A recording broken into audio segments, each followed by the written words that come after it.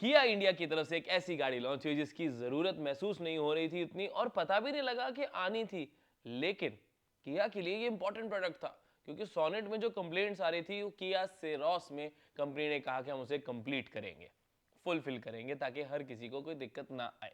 जो लोग सोनेट में स्पेस को लेकर परेशान थे, कंपनी ने कोई बात नहीं, हम आपको कुछ फीचर्स और एक्स्ट्रा स्पेस प्रोवाइड कर देते हैं और आपको किया सेल्टोस जितना पैसा नहीं खर्चना पड़ेगा।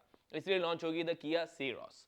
अब हमने उसकी वीडियो ऑलरेडी बना दी है, नहीं देखी तो चेकआउट कर ले, लेकिन आज की इस वीडियो में हम बात करने वाले हैं variants explained with pricing and कौन सा वेरिएंट आपको लेना चाहिए, कौन से वेरिएंट को नहीं लेना चाहिए और इस गाड़ी में बुरी चीजें क्या है। मैं डिजाइन की बात नहीं कर रहा हूं, मैं कुछ ऐसी चीजें बता रहा हूं जो आपको पता होनी चाहिए, तो वीडियो को एंड तक देखना आपका काम, सारी इंफॉर्मेशन देना हमारा काम। Hello friends, welcome to the car guide. मेरा नाम है Rishabh and today we are discussing the variants explanation of the Kia Syros SUV. अब एसयूवी पहले तो वैसे उन गाड़ियों को कहा जाता जिनमें 4x4 कैपेबिलिटीज ऑफ रोडिंग होता था, लेकिन अब थोड़ी सी बड़ी गाड़ी खरीदो और उसे हम एसयूवी बोल देते हैं और ऐसा ही चलता आ रहा है। पंच भी एसयूवी है। एनीवेज, सबसे पहले बता दूं इसमें कोई HTE वेरिएंट यानी कि बेस से बेस वेरिएंट नहीं है। HTK से कंपनी ने शुरू की है इसके वेरिएंट लिस्ट। इंजन की बात करें तो कोई नेचुरल एस्पिरेटेड इंजन नहीं है। 1.0 लीटर यानी कि 1 लीटर का ही turbo petrol.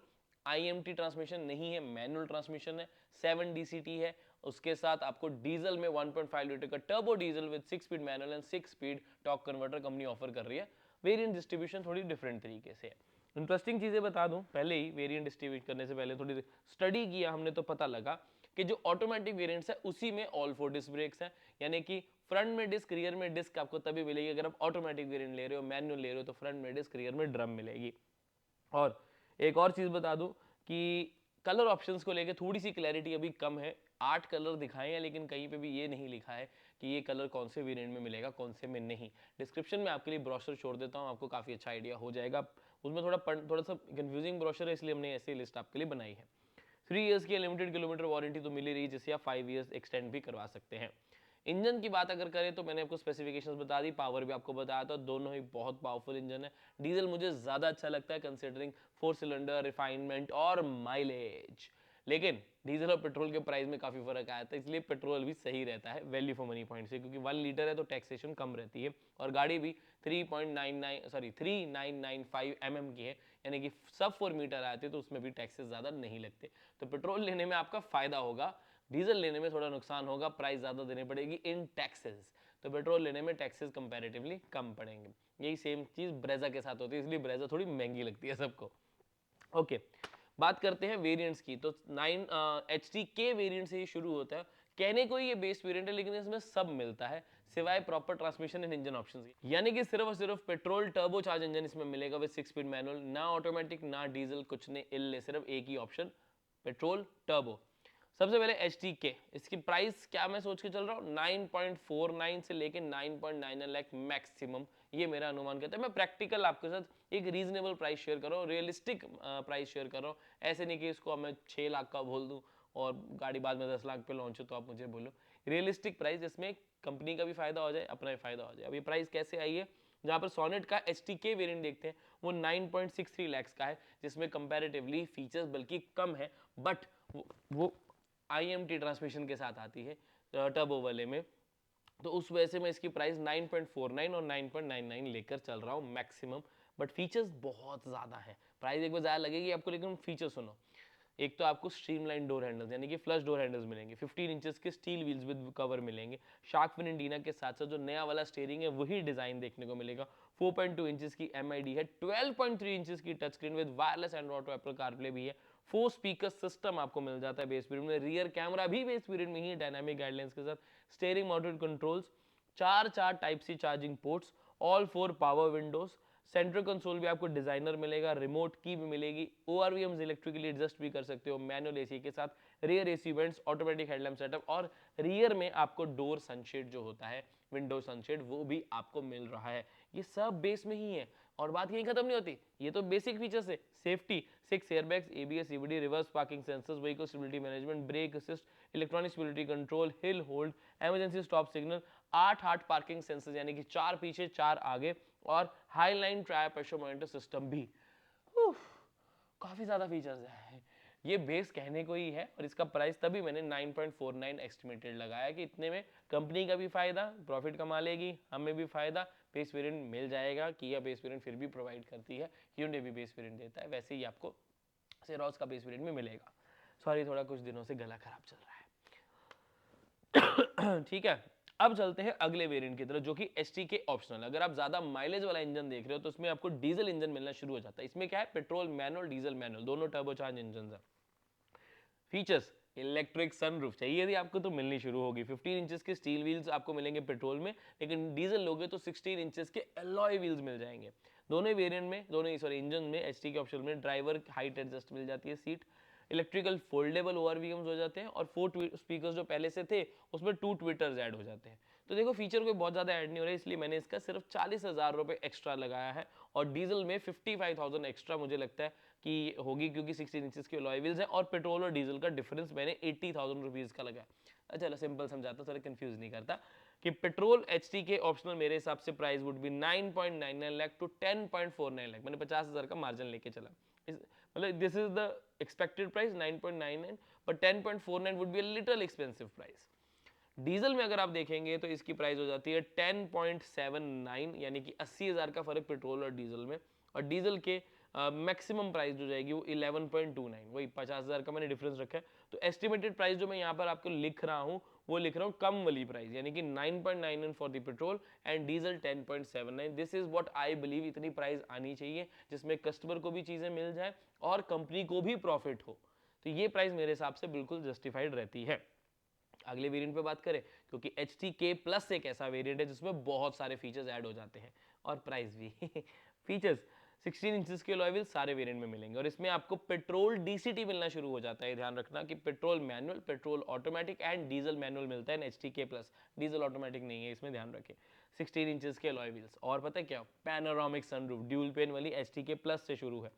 Cloud blue and semi leatherette material आपको देखने को मिलता है इंटीरियर, जो पहले वाले वेरिएंट थे उसमें ब्लैक एंड ग्रे इंटीरियर था। और आपको मिल जाते हैं कैबिन में एलईडी लाइट्स होते हैं, 60-40 रेशो स्प्लिट सीट हो जाती है। स्लाइड एंड रिक्लाइन जो रियर सीट वाला फंक्शन है वो आपको मिलना शुरू हो जाता है।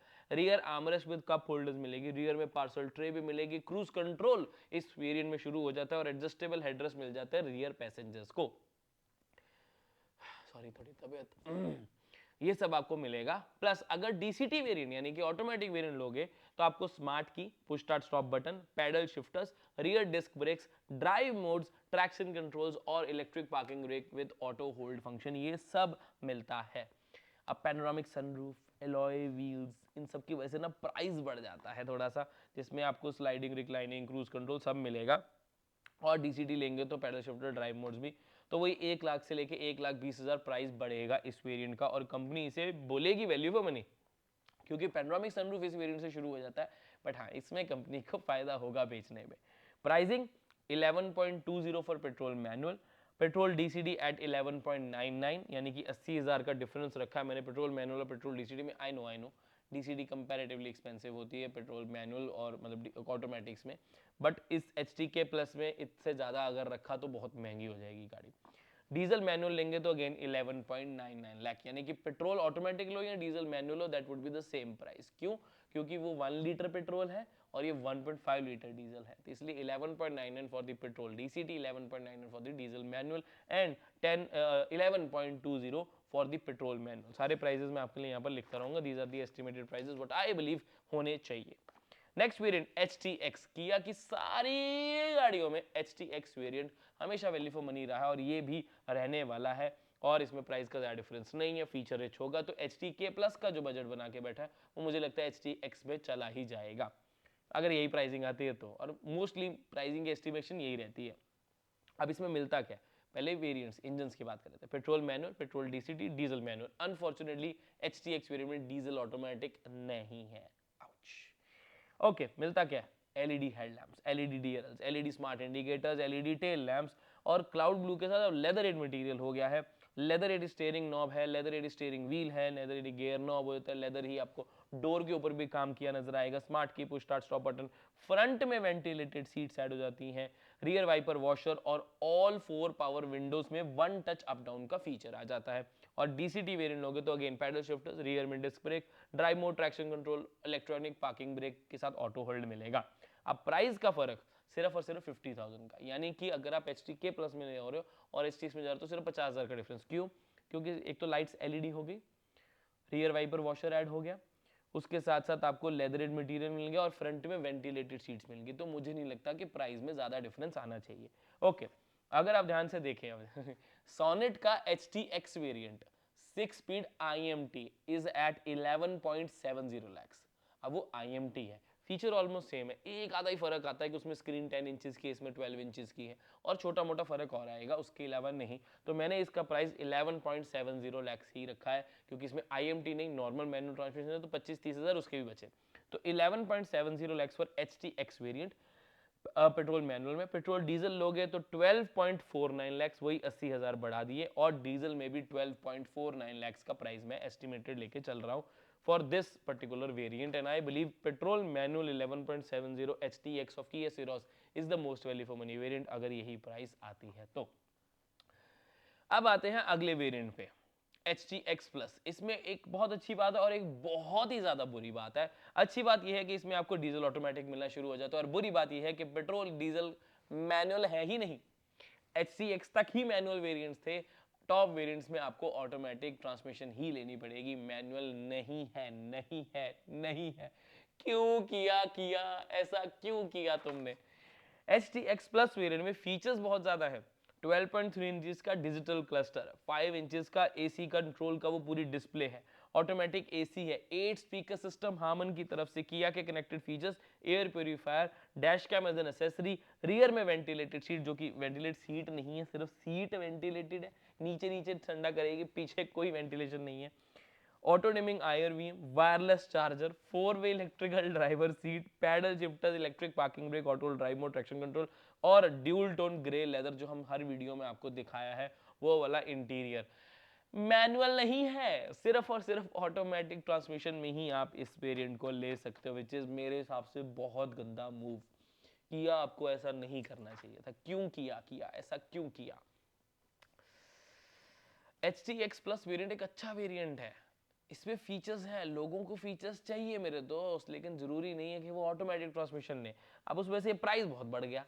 अब अगर आप पेट्रोल ऑटोमेटिक लेते हो तो मेरे हिसाब का एस्टिमेशन इज 13.09 लाख। हाँ चुभा ना, थोड़ा चुभा ना कि सब 4 मीटर के लिए 13.09 लाख प्राइस देना थोड़ा ज्यादा लगता है। नो डाउट बाकी गाड़ियाँ भी काफ़ी एक्सपेंसिव हो चुकी है, बट स्टिल मुझे लगता है इसमें मैनुअल ट्रांसमिशन होनी चाहिए थी, कि जिनको ऑटोमेटिक नहीं चाहिए वो तो अपने 1-1.5 लाख रुपए बचा सकते हैं ना। सही है ना क्या? नहीं तो आपको इस वेरिएंट में जो प्राइस है वो 13.09 और डीजल में 14.19 lakh is what I am expecting, क्योंकि मैनुअल टू ऑटोमेटिक का 1,40,000 बहुत ज़्यादा चुभता है टॉर्क कन्वर्टर में। चलो ये वेरिएंट वैल्यू फॉर मनी है या नहीं, ये अभी तो इसकी जब ऑफिशियल प्राइस आएगी तभी पता लगेगा, बट मुझे लगता है इसमें मैनुअल होना चाहिए था। अब बात करते हैं टॉप वेरिएंट की, जिसमें सब मिलेगा, HTX प्लस ऑप्शनल। ये वेरिएंट ऐसा है जिसमें आपको ADAS के फीचर्स तो मिलेंगे, और कंपनी ने 360 डिग्री कैमरा को भी ADAS में ही काउंट किया है, तो वो भी मिलेंगे, और साथ में फ्रंट में पार्किंग सेंसर्स जो हैं और रियर के आपको एडिशनल, जैसे बेसिकली साइड पार्किंग सेंसर्स हैं वो ऐड हो जाते हैं। अब इंटरेस्टिंग बात कि ADAS आप फीचर्स लेना चाहते हो तो हमें, चलो ठीक है कि या और मैनुअल के साथ ADAS नहीं देती, कोई बात नहीं, लेकिन अगेन 360 डिग्री कैमरा, सिरोस का कोई अगर 360 डिग्री कैमरा वाला वेरिएंट लेना चाहता है तो उसे ऑटोमेटिक लेना पड़ेगा। 12.3 इंचेस का क्लस्टर, 8 इंचेस की 8 स्पीकर सिस्टम हामन का, रियर वेंटिलेटेड, वायरलेस चार्जर, 4-वे इलेक्ट्रिकल सीट वाले फीचर्स लेना चाहता है तो उसे ऑटोमेटिक में ही जाना पड़ेगा। तो ये चीज़ मुझे बुरी लगती है। कमी वही है कि मैनुअल वेरिएंट नहीं आता है टॉप में, टॉप से एक नीचे में भी आपको मैनुअल वेरिएंट नहीं मिलेगा। रियर में डिस्क ब्रेक सिर्फ और सिर्फ आपको ऑटोमेटिक ट्रांसमिशन में ही मिलेगी। तो ये जो पार्शियलिटी की गई ऑटोमेटिक ट्रांसमिशन के साथ मुझे पर्सनली पसंद नहीं है। उसके अलावा क्या मुझे अच्छा लगा कि सिरोस में space management, overall looks of the interior, the colors they have chosen, the features they are providing, and again radar based ADAS मुझे पर्सनली बहुत अच्छे लगते हैं। स्टीयरिंग व्हील मुझे बहुत ज़्यादा अच्छा लगा, पैनोरामिक सनरूफ का view and everything is perfectly well placed, और बाहर एक्सटीरियर जो ऐसी एक चीज़ है जो मुझे पर्सनली थोड़ी कम अच्छी लगी, लेकिन डिज़ाइन सब्जेक्टिव है, हो सकता है आपको अच्छा लगे, हो सकता है मुझे लगे, हो सकता है मुझे ना लगे, हो सकता है आपको लगे, तो बहुत ही ज़्यादा वेरिएशन रहती है। तो लेट्स सी, आप मेरे को बताओ कि सेल्टोस सीरोस का लुक आपको कैसा लगा एक्सटीरियर इंटीरियर दोनों का अलग अलग लिखना, मतलब एक कमेंट में लिखना कि एक्सटीरियर को आप आउट ऑफ 10 कितने मार्क्स देते हो और इंटीरियर को आउट ऑफ 10 कितने मार्क्स देते हो। I would love to know your answers. तो ये था वेरिएंट एक्सप्लेन, हमने आपको प्राइसिंग ब्रोशर सब कुछ एक्सप्लेन कर दिया अपने हिसाब से। What is your opinion comment करके जरूर बता दे। और इतनी बात खत्म नहीं होती, भारत मोबिलिटी एक्सपो आ रहा है, तो उसके लिए चैनल को सब्सक्राइब करके रख ले, इंस्टाग्राम पर फॉलो कर ले, बिकॉज बहुत सारे अपडेट्स आपके लिए आएंगे। क्रेटा ईवी से लेके महिंद्रा की B60 और XEV 9 के बारे में डिटेल्स वीडियोस और आने वाली हैं। और अगेन ये वाली गाड़ी यानी कि सेरोस की ऑफिशियल प्राइस लिस्ट भी आपको जनवरी में मिल जाएगी विद ड्राइव रिव्यू, तो उसके लिए सब्सक्राइब कर ले। मैं मिलता हूँ आपसे अगली वीडियो में। Until then drive safe, take care, I love you guys, bye bye.